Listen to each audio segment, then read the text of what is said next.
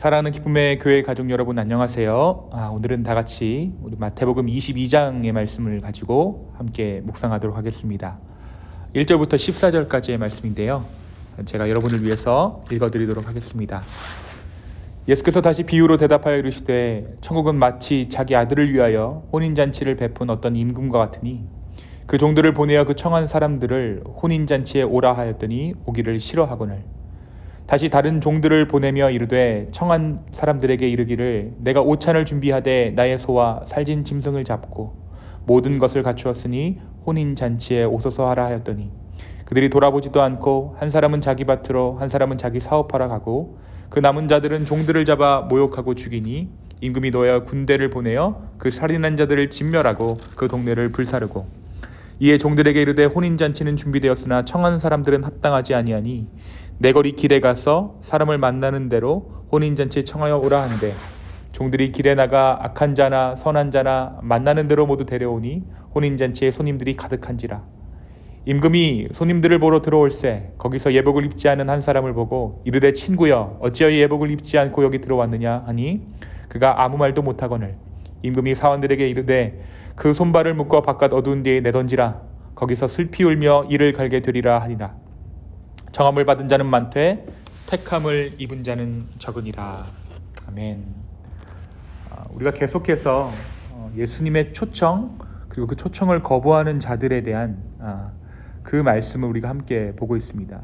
또 예수님께서 이전 두 비유를 통해서 말씀하셨듯이 먼저 된 자가 나중되고 나중된 자가 먼저 되는 것을 우리는 마태복음의 말씀, 특별히 성전에 가신 예수님의 말씀들을 통하여서 우리가 함께 묵상하고 있습니다. 특별히 어제 말씀에서는 바리새인들과 서기관들에 대한 비유를 함께 보았죠. 포도원 주인, 포도원 소장농의 비유였습니다. 이 비유에 등장하는 악한 소장농들이 바로 자기들을 뜻하는 것임을 바리새인들은 비유를 듣자마자 알아차렸지만 그들은 그 깨달음을 통해 회개하지 않고 도리어 그 일로 인해 예수님을 죽이려고 했습니다. 하지만 성령께서 바리새인의 마음 가운데 두려움을 주셔서 예수님을 죽이려는 그들의 음모를 무의로 돌립니다. 예수님께서는 다시 한번 오늘의 비유로 바리새인들의 영적인 현실, 대제사장들과 그 서기관들과 장로들의 영적인 현실을 보여주십니다. 그것이 바로 오늘 혼인잔치의 비유인 것이죠. 비유의 내용은 이렇습니다. 한 임금이 아들의 결혼식을 성대하게 준비하고 하객을 초대했습니다. 그 잔치에는 모든 것들이 준비되어 있다라고 말씀은 이야기하고 있어요. 미리 초청장을 보낸 사람들에게 결혼식에 이제 종들을 보내서 참석해 줄 것을 전했습니다. 이들은 아마도 우리가 꼭 그 자리에 참석하겠습니다라고 말했던 사람들 같아요. 그런데 이미 초대를 받은 사람들은 한결같이 자기 생업을 핑계로 결혼식에 참석하지 않습니다. 결혼식에 참석하지 않은 것까지는 이해할 수 있는데 오늘 말씀해 보니까 몇몇은 왕의 종들을 모욕하고 죽이기까지 합니다. 왕은 노하여서 군대를 보내 살인한 자들을 죽이고 동네를 불살라버립니다. 그리고 이왕 벌어진 혼인잔치에 자리를 채울 하객을 불러들이죠. 왕은 결혼식장을 가득 채운 하객들을 보기 위해 들어왔다 예복을 입지 않은 한 사람을 발견합니다. 그런데 결혼식에 합당한 예복을 입지 않고 결혼식에 참석한 사람은 불행히도 손발이 묶인 채 어두운 밖으로 던져집니다. 이 비유를 마치신 후에 예수님께서는 선포하시죠. 청함을 받은 자는 많되 택함을 입은 자는 적으니라. 사랑하는 기쁨의 교회 여러분, 오늘 말씀은 우리에게 무엇을 말해주고 있는 것일까요? 사실 오늘 말씀은 잘 이해되지 않는 부분이 있는 부분입니다. 그러나 우리가 이 말씀을 이해할 때에 이 본문이 실제 있었던 일들을 묘사한 것이 아니라 비유라는 것을 보았을 때 과연 이 본문이 이야기하는 왕의 모습, 오늘 본문에 보니까 이 왕의 모습이 천국과 같다고도 말씀하셨는데 우리가 이 왕의 모습을 통해 볼 수 있는 천국은 과연 어떠한 천국인가, 우리가 그것에 대해서 한번 집중적으로 볼 필요가 있는 것 같습니다. 당연히 잔치가 열렸고 초청하는 자들을 다 죽이는 황당한 일이 있어 잔치에 다시 사람들을 초대하고 또 그것에 응한 것뿐인데 급하게 잔치에 참여한 참여한 잔치에 의복을 갖추어 입지 않은 자에게 형벌을 준다는 것이 얼른 이해가 되지 않지만 이 가운데 하나님의 어떠한 것이, 하나님의 성품이 보인다라는 것입니다. 그분은 분명 잔치를 베푸시는 분입니다. 끊임없이 사람들을 부르시는 분이세요. 그러나 사람들은 잔치를 외면합니다. 그 잔치 자리를 의도적으로 피합니다. 사실 오늘 본문의 오찬이라고 번역된 원어는 저녁 식사에 가깝습니다.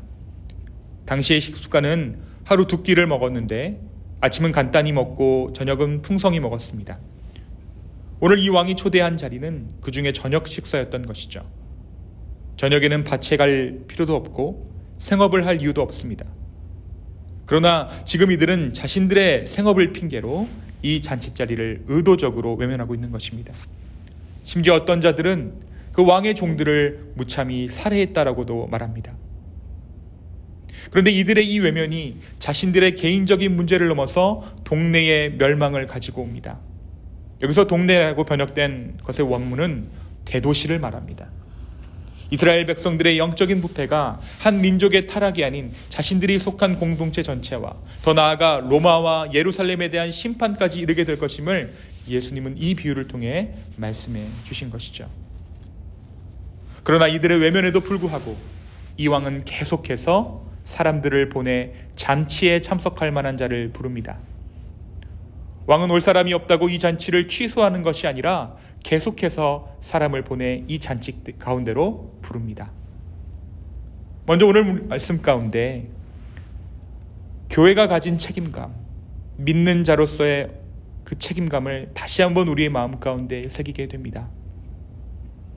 우리의 개인적인 신앙을 넘어서 우리가 쥐고 있는 것은 도시 전체에, 우리가 속한 공동체에, 우리가 몸담고 있는 모든 관계된 사람들의 영적인 책임을 바로 우리가 지고 있음을 오늘 말씀은 다시 한번 우리 가운데 상기시켜줍니다.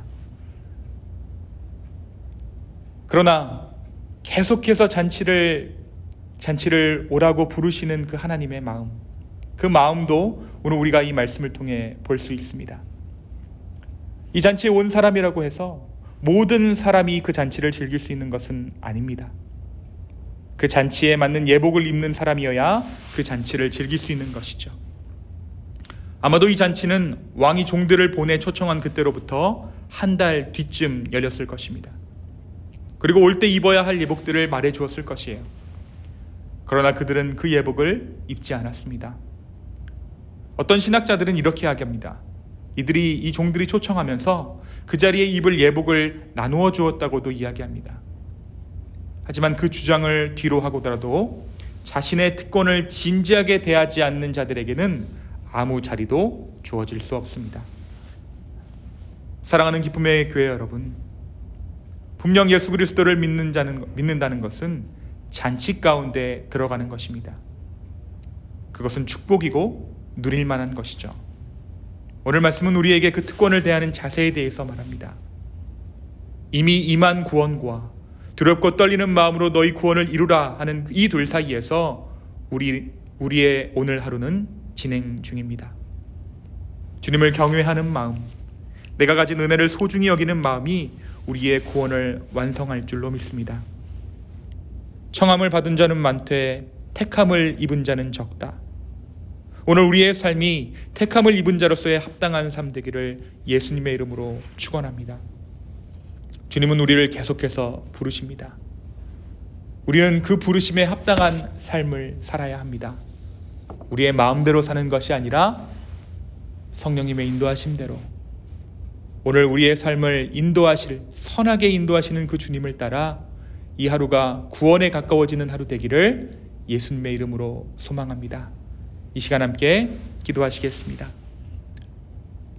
주님, 계속해서 우리를 부르시는 그 하나님의 마음을 우리로 하여금 발견하게 하여 주십시오. 이미 우리가 잔치 가운데 들어왔다라는 것에 만족하는 것이 아니라 하나님께서 원하시는 그 예복을 준비하여 입는 자들 되기를 주여 소망합니다.